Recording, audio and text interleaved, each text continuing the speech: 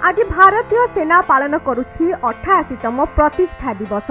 1932 मसीह आज दिन में प्रतिष्ठा होइथिला भारतीय वायुसेना। एही अवसर में कोरोना कटकणा मध्य गाजियाबाद हिंडेन एयरबेस रे उत्सव पालन होइछि। उत्सव में तीन सेनार मुख्यों सहित वायुसेना अध्यक्ष और सीडीएस बिपिन रावत मध्य सामिल होइछन्ति। प्रतिष्ठा दिवस रे देखिबाकू मिलिथिला भव्य परेड और आकाश रे शक्ति प्रदर्शन करिथिला राफेल समेत विभिन्न फाइटर विमान।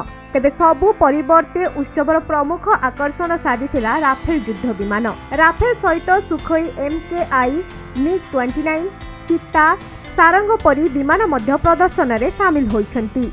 यह सहित आकाश रे कौशल प्रदर्शन करिछन्ति आकाशगंगा टीम और पाराचूट सहित विमान रे कला कौशल देखाइछन्ति वायुसेनार वीर जवान। तेबे प्रतिष्ठा दिवस अवसर में एयर स्ट्राइक योद्धा को सम्मानित करिछन्ति वायुसेना मुख्य RKS Bhadauria.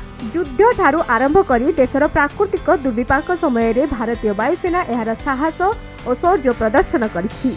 Bureau report, Konark news.